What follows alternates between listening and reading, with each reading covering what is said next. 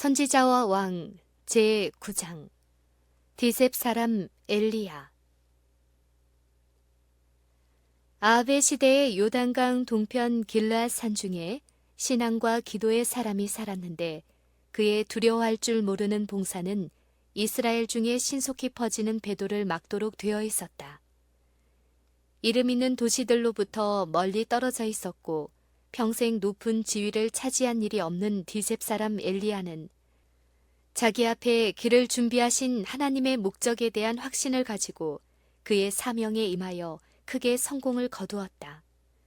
신앙과 능력의 말씀이 그의 입술에 있었고 그의 전 생애는 개혁 사업에 바쳐졌다. 그는 죄를 책망하고 악의 조수를 물리치는 광야에서 외치는 소리였다. 엘리야가 죄를 책망하는 사람으로서 백성들에게 나아갈 때에 그의 기별은 고침을 받고자 하는 죄로 병든 모든 영혼들에게 길르앗의 유향을 제공하였다. 엘리야가 우상 숭배에 깊이 빠져들어가는 이스라엘을 바라볼 때에 그의 마음은 고통스러웠고 의분이 일어났다. 하나님께서는 당신의 백성을 위하여 큰 일을 행하셨다. 하나님께서는 그들을 속박에서 구원하여 내시고 열방의 땅을 저희에게 주사 저희로 그 율례를 지키며 그 법을 좇게 하려 하셨다. 그러나 이제 그들은 여호와의 자비스러운 계획을 거의 잊어버렸다. 불신은 선민들을 그들의 능력의 근원이신 하나님께로부터 신속히 분리시키고 있었다.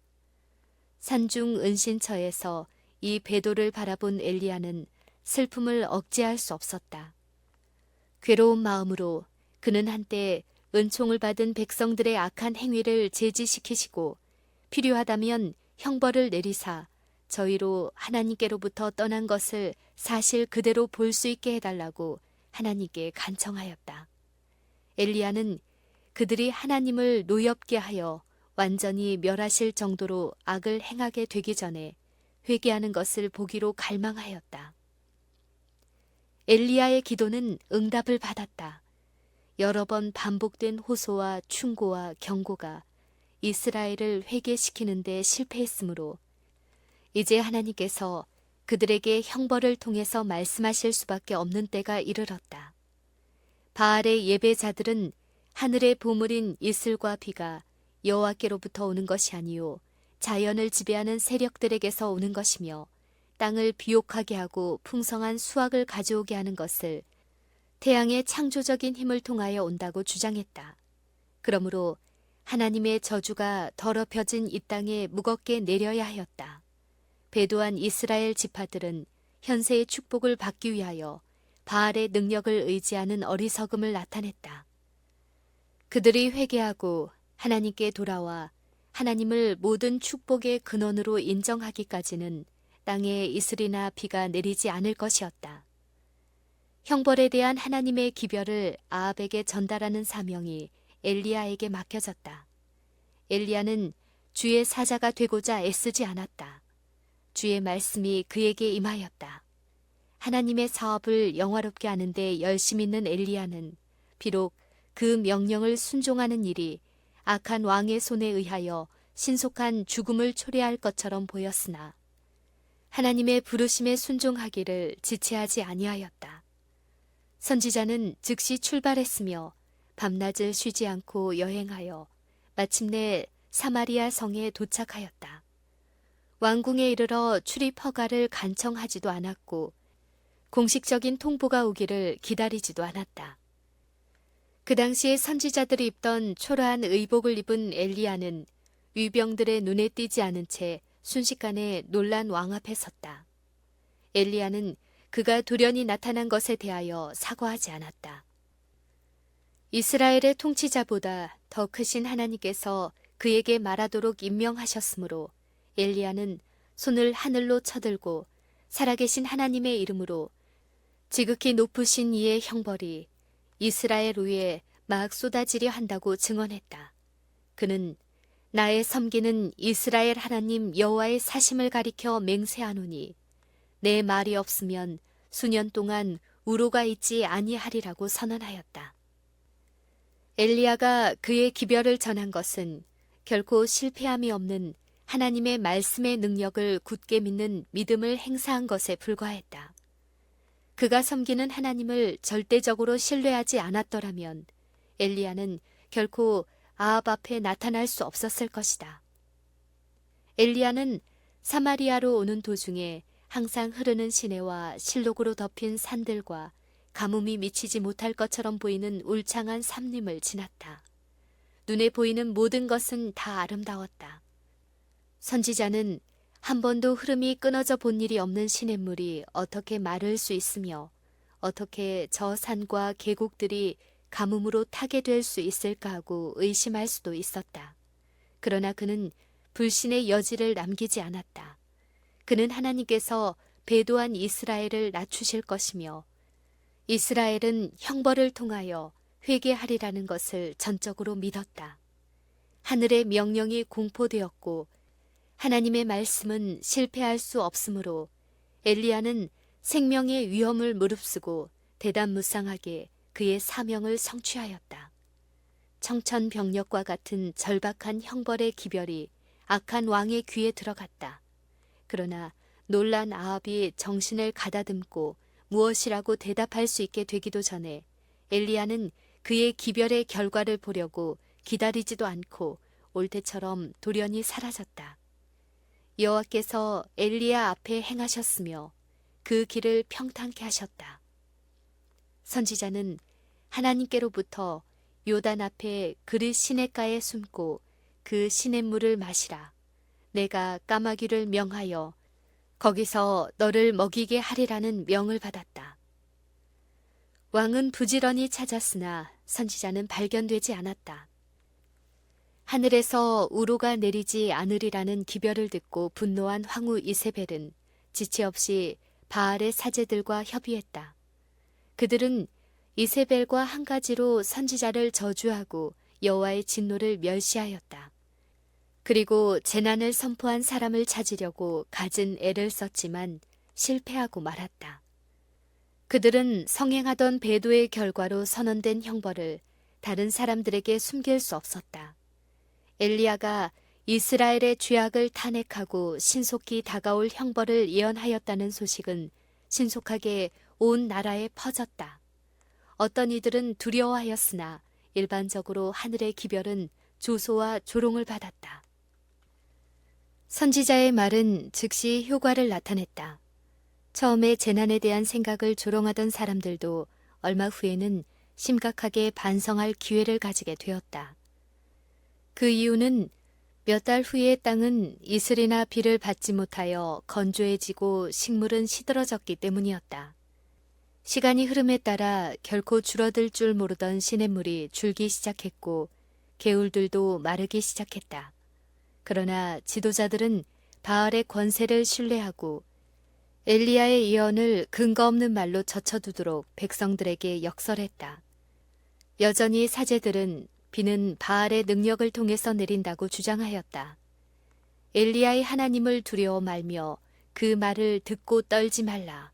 때를 따라 수확을 가져오고 인간과 짐승의 양식을 준비하는 분은 바알이라고 주장하였다. 하나님께서 아합에게 주신 기별은 이세벨과 그의 사제들과 바알과 아스타롯의 모든 추종자들로 하여금 저희 신의 능력을 시험해보고 할 수 있으면 엘리야의 말도 거짓임을 밝혀볼 수 있는 기회가 되었다. 우상을 숭배하는 수백 명의 사제들의 보증에 반하여 엘리야의 예언은 홀로 섰다. 만일 선지자의 선언에도 불구하고 바알이 우로를 내려서 시냇물이 계속 흘러가게 하고 식물이 무성하게 해서 이스라엘 왕으로 하여금 계속 바알을 예배하게 한다면 백성들은 바알이 하나님이라고 말할 것이다. 백성들을 저희 속임수에 붙잡아 두기로 마음먹은 바알의 사제들은 저희 신들에게 제물을 드리면서 밤낮 없이 땅을 다시 신선하게 해주도록 계속 간청했다. 값진 제물을 드려 사제들은 저희 신들의 분노를 진정시키려 했다. 열심과 인내로 이교의 제단 주위에 둘러서서 비를 달라고 열렬히 기도하였다. 형벌이 선고된 땅에 어느 곳 할 것 없이 밤낮 그들의 부르짖음과 탄원이 올라갔다. 그러나 하늘에는 타는 듯한 태양 광선을 가릴 수 있는 구름 한 점 보이지 않았다. 목마른 대지를 죽여줄 이슬도 비도 없었다. 여호와의 말씀은 바알의 사제들이 할 수 있는 어떤 일에 의해서도 변하지 않고 그대로 이루어져 갔다. 1년이 지났으나 비는 여전히 오지 않았다. 땅은 불에 탄 것처럼 바짝 말랐고 맹렬한 태양열은 남은 식물마저 태워버렸다. 시냇물은 말랐고 우는 양떼와 소떼들은 고통 중에 이리저리 방황하였다. 한때 비옥했던 들판은 불타는 모래사막과 황량한 광야처럼 되었다. 우상 예배를 위하여 구별된 숲은 잎이 다 떨어지고 삼림의 나무들은 말라빠진 자연의 해골처럼 그늘을 주지 못하였다. 공기는 건조하여 질식할 것 같았으며 바람에 날리는 뽀얀 먼지가 눈을 멀게 하고 거의 숨을 쉬지 못하게 하였다. 한때 번영하던 성읍과 촌락은 비탄의 장소가 되었으며 주림과 목마름은 인간과 짐승에게 무서운 운명을 예고하고 있었다. 그 모든 공포를 수반한 기근이 점점 가까이 다가오고 있었다. 그러나 이와 같은 하나님의 능력의 증거에도 불구하고 이스라엘은 회개치 아니하고 하나님께서 그들에게 가르치고자 하시는 교훈을 배우지 않았다. 이스라엘은 자연을 창조하신 분이 자연의 법칙을 통허하시고 그것을 축복이나 멸망의 도구로 삼으실 수 있다는 것을 알지 못하였다. 마음이 거만하고 거짓 예배에 매혹된 이스라엘은 전능하신 하나님의 수하에서 스스로 겸손하기를 원치 아니하고 고통의 원인을 다른 데서 찾기 시작했다. 이세벨은 가뭄을 여호와의 형벌로 인정하기를 필사적으로 거절하였다. 하늘에 계신 하나님을 대항하기로 굳게 결심한 이세벨은 거의 모든 이스라엘 백성들과 연합하여 모든 참상의 원인이 엘리야에게 있다고 탄핵하였다. 엘리야가 저희 예배의 형태를 대적하는 증언을 하지 않았던가? 만일 엘리야가 그의 주장을 버린다면 저희 신들의 노여움은 진정되고 그들의 어려움은 끝날 것이라고 이세벨은 주장하였다. 왕후의 독촉을 받은 아합은 선지자의 숨은 곳을 찾기 위하여 온갖 노력을 다하였다. 아합은 원근 사방에 있는 나라에 그가 미워하고 무서워하는 엘리야를 찾도록 사자들을 파송하였고 할 수 있는 대로 철저히 찾고자 한 나머지 그는 이들 나라와 민족들에게 저희는 선지자가 어디에 있는지 전혀 알지 못한다는 서약을 요구하기까지 하였다. 그러나 찾는 일은 허사였다. 선지자는 자신의 죄악으로 인하여 온 나라에 진노하신 하나님의 형벌을 불러들인 왕의 악으로부터 안전하게 보호되었다. 엘리야를 대적하려는 노력이 실패하자 이세벨은 이스라엘 나라 안에 있는 여호와의 선지자들을 모두 죽임으로 복수하려고 결심하였다. 그는 한 사람도 살려두지 않기로 작정하였다. 격분한 이세벨은 많은 하나님의 종들을 학살함으로 그의 목적을 달성하였다. 그러나 모두가 멸망당한 것은 아니다.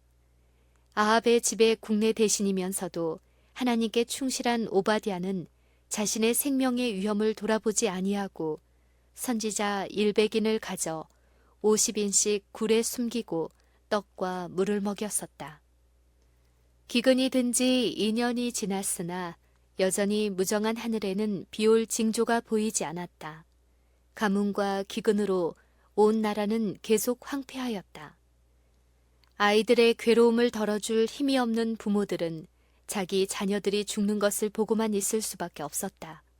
그러나 배도한 이스라엘은 여전히 하나님 앞에서 저희 마음을 낮추기를 거절하고 이 무서운 형벌이 그들에게 이르러 온다고 말한 엘리야를 대적하여 불평하기를 계속하였다. 그들은 고통과 근심 중에서도 회개하라는 요청, 곧 그들이 하나님의 용서의 한계 밖으로 운명의 발걸음을 내딛지 않도록 하시려는 하나님의 중재를 분별할 수 없는 것처럼 보였다. 이스라엘의 배도는 겹친 모든 기근의 공포보다 더욱 무서운 악이었다. 하나님께서는 백성들을 기만에서 놓이게 하시려고 그들로 저희의 생명과 모든 것을 빚지고 있는 분께 대한 책임을 깨닫도록 하셨다. 하나님께서는 그들의 잃어버린 신앙을 다시 회복하도록 도와주고자 하셨으며 이를 위해 그들에게 큰 고통을 주실 수밖에 없으셨다. 나 주 여호와가 말하노라. 내가 어찌 악인의 죽는 것을 조금인들 기뻐하랴. 그가 돌이켜 그 길에서 떠나서 사는 것을 어찌 기뻐하지 아니하겠느냐. 너희는 범한 모든 죄악을 버리고 마음과 영을 새롭게 할지어다. 이스라엘 족속아, 너희가 어찌하여 죽고자 하느냐. 나 주 여호와가 말하노라. 죽는 자의 죽는 것은 내가 기뻐하지 아니하노니 너희는 스스로 돌이키고 살지니라.